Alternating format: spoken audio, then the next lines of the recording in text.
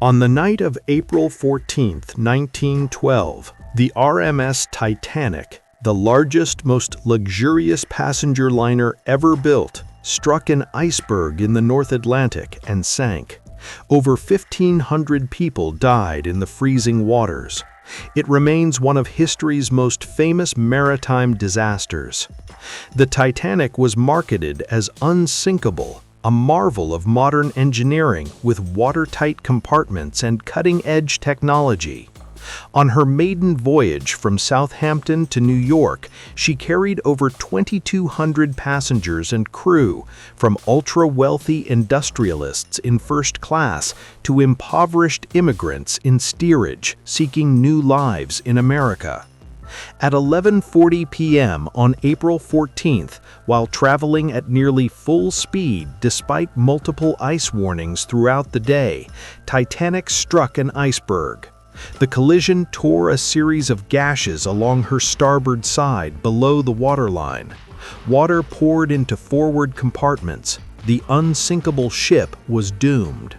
There weren't enough lifeboats, only 20 boats for over 2,200 souls aboard, capacity for just 1,178. This was legal at the time, as regulations hadn't kept pace with ship sizes. Designers never imagined she'd actually need them all. As the bow sank lower and the stern rose from the water, chaos erupted. Lifeboats launched half-empty while hundreds remained trapped on board. Protocol dictated women and children first, but enforcement varied. Some officers applied it strictly, others permitted men aboard. Third-class passengers faced locked gates and confusing corridors. Many never reached the boat deck. At 2:20 a.m., Titanic broke apart and plunged beneath the surface. Over 1,500 souls were left floating in 28 Fahrenheit, -2 Atlantic waters. Most succumbed to hypothermia within 15 minutes. The lifeboats, many half-filled, rowed away from the screaming masses. This is the story of hubris, tragedy, and humanity's limits against nature's power. Part 1. The Unsinkable Ship. The White Star Line. In the early 1900s, transatlantic passenger ships competed for wealthy travelers and immigrant traffic. The White Star Line, owned by J.P. Morgan's International Mercantile Marine Company, decided to build 3 massive sister ships: Olympic, Titanic, and Britannic. RMS Titanic. Statistics. Built at Harland and Wolff Shipyard, Belfast. Launched May 31, 1911. Length 882 feet, 269 meters. Weight 46,328 tons. Height 175 feet, equivalent to an 11-story building. Cost $7.5 million 1912, approximately $200 million today. The luxury. Titanic was designed for 3 classes. First class, grand staircase with ornate woodwork. Swimming pool, Turkish baths, squash court. A la carte restaurant, Café Parisian. Luxurious staterooms rivaling finest hotels. Ticket prices $4,350, $116,000 today for parlor suites. Second class, better than first class on most other ships. Library, smoking room, promenade decks. Comfortable cabins. Third class, Terriganus.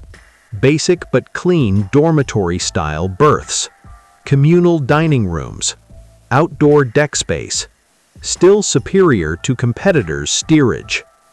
Tickets $15 to $40, $400 to $1,000 today. The safety features, supposedly. Why they called her unsinkable. 16 watertight compartments with doors that could close electronically. Double bottom hull. Supposedly able to float with up to 4 compartments flooded.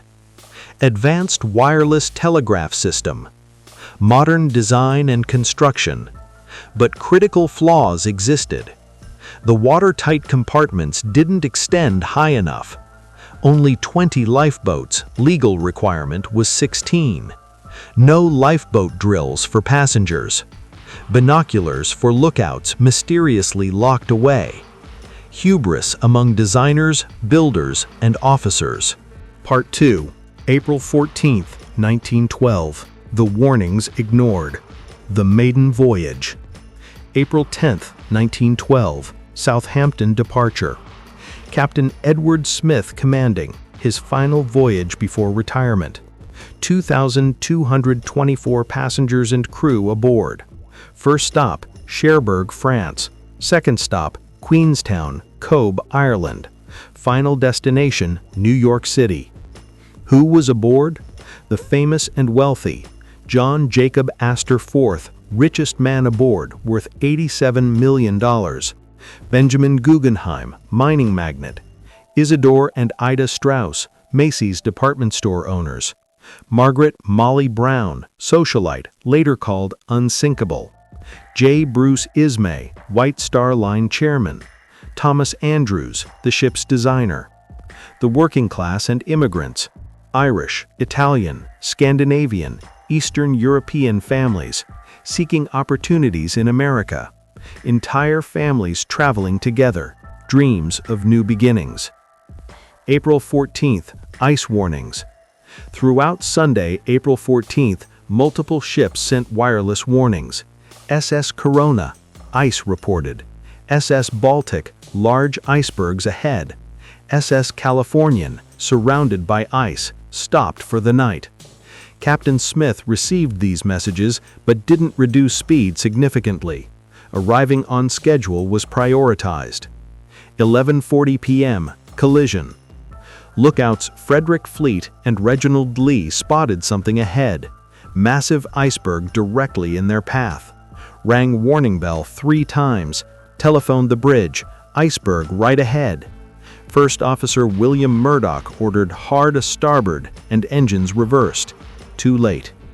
11:40 p.m. Titanic struck the iceberg on her starboard side. The collision felt like a slight jar to most passengers. Scraping, grinding sound as ice scraped along the hull. Below waterline, a series of slits and punctures. 6 forward compartments breached, water flooding in. The iceberg disappeared into the darkness. Most passengers barely noticed.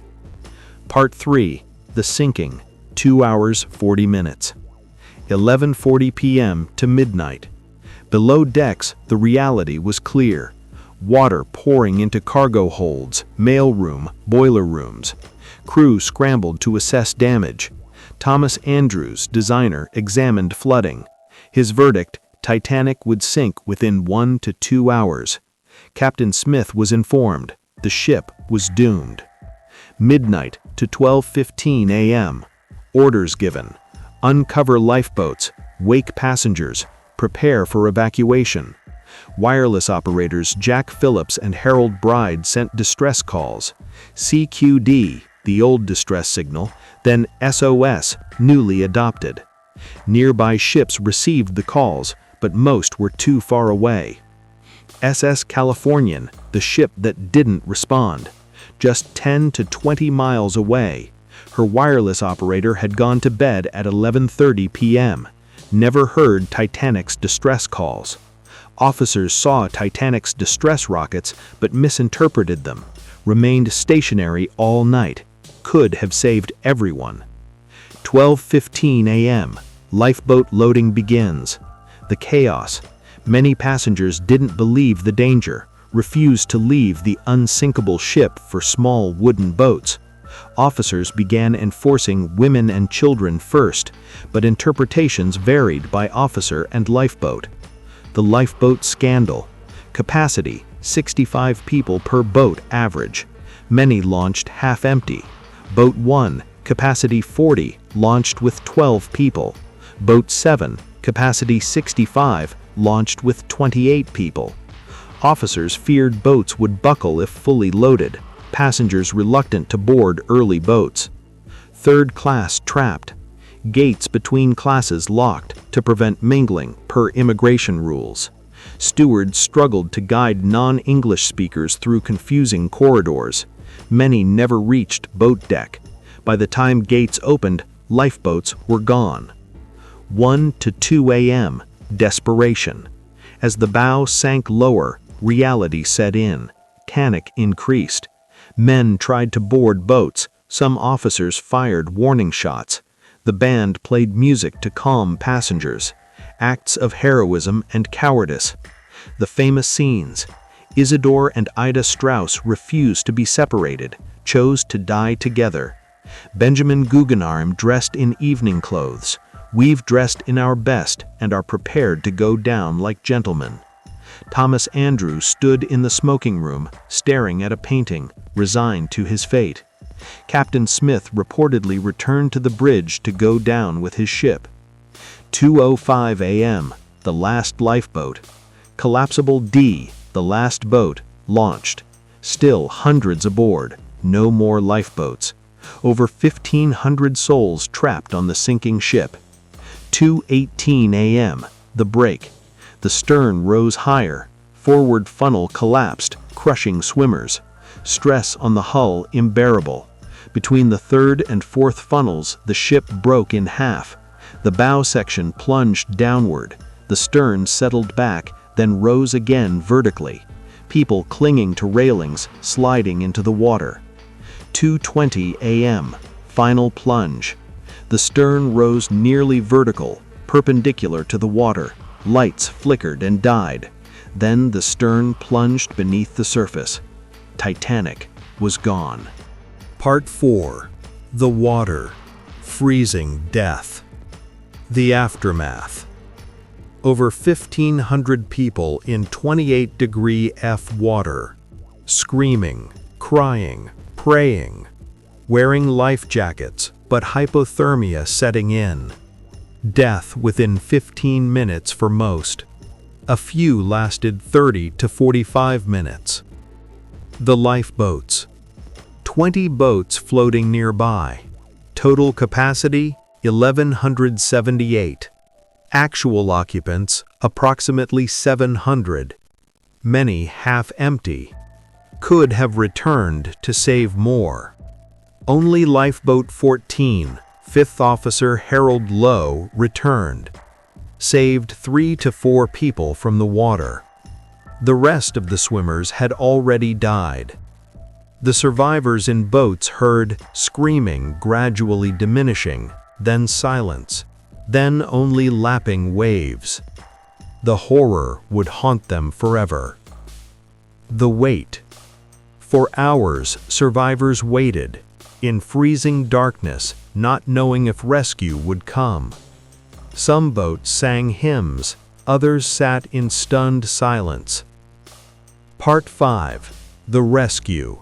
SS Carpathia. RMS Carpathia, 58 miles away when she received distress calls. Captain Arthur Rostron immediately changed course, pushed engines beyond normal limits, raced through ice fields at dangerous speeds, risked his own ship to reach survivors. 4 a.m. Arrival. Carpathia arrived at approximately 4 a.m., found lifeboats scattered across several miles. Began picking up survivors, 705 people rescued. Brought aboard, given blankets, hot drinks, and medical care. The count. Final toll, 1,517 died. Some estimates say 1,503 or 1,514. 705 survived. Survival rates by class.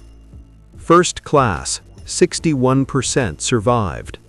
Second class, 42% survived. Third class, 25% survived. Crew, 24% survived. Women and children priority meant 74% of women survived. 52% of children survived. Only 20% of men survived. But class mattered enormously. Third-class women died at higher rates than first-class men. Part 6. The Aftermath and Legacy. April 18, 1912. New York. Carpathia arrived in New York. 40,000 people crowded the docks. Reporters, families, curious onlookers. Survivors disembarked to chaos. Many had lost everything and everyone. The inquiries. Both U.S. and British inquiries investigated. Findings. Speed excessive given ice warnings. Insufficient lifeboats. SS Californian's failure to respond inexcusable. Class discrimination in access to lifeboats. Wireless operators' heroism noted. But no criminal charges filed against White Star Line or officers. The changes. Following Titanic, maritime safety revolutionized. 1. International Ice Patrol. Created to monitor icebergs. Still operates today. 2. SOLAS, Safety of Life at Sea Convention. Lifeboat capacity for all aboard. 24-hour wireless watch. Lifeboat drills mandatory. 3. Ship design. Higher watertight bulkheads. Improved hull construction. 4. Wireless communication. Standardized distress procedures. Better equipment. These changes have saved countless lives since. The wreck. September 1, 1985. Robert Ballard discovered Titanic's wreck, 12,500 feet, or 3,800 meters, deep. Split into two sections. Bow relatively intact. Stern destroyed. Artifacts recovered, controversially. Site now deteriorating due to bacteria. May completely collapse within decades. Conclusion. On April 14, 1912, the RMS Titanic, declared unsinkable, struck an iceberg on her maiden voyage and sank in less than 3 hours. She carried over 2,200 souls, wealthy industrialists, middle-class travelers, and poor immigrants seeking new lives. When she struck ice at 11:40 p.m., most didn't realize the danger. But there weren't enough lifeboats, only 20 boats for over 2,200 people. As panic spread and the bow sank lower, chaos erupted. Lifeboats launched half-empty. Third-class passengers faced locked gates. At 2:20 a.m., Titanic broke apart and sank. Over 1,500 people plunged into freezing water. Most died within 15 minutes. They died because hubris declared the ship unsinkable. Speed wasn't reduced despite ice warnings. Insufficient lifeboats were provided. Class discrimination trapped the poor below decks. The nearby SS Californian didn't respond. Rest in peace to the 1,517 victims of RMS Titanic. You were millionaires and paupers, crew and passengers, dreamers and workers. You died in the freezing Atlantic because humanity's arrogance met nature's power. You deserved better. You deserved adequate lifeboats. You deserved equal access to safety. You deserved to reach New York. April 14th, 15th, 1912, the night the unsinkable ship sank. 1,517 dead. A lesson in hubris, never forgotten. As always, thank you to all my Patreon patrons. You make this channel possible. The Fear Files posts videos covering true stories from history. The channel is made possible by supporters on Patreon and YouTube channel members. Huge thanks to everyone who supports this channel. If you found this documentary moving, please like and subscribe to the channel. Your support makes this content possible. Don't forget to hit the notification bell so you never miss a new video.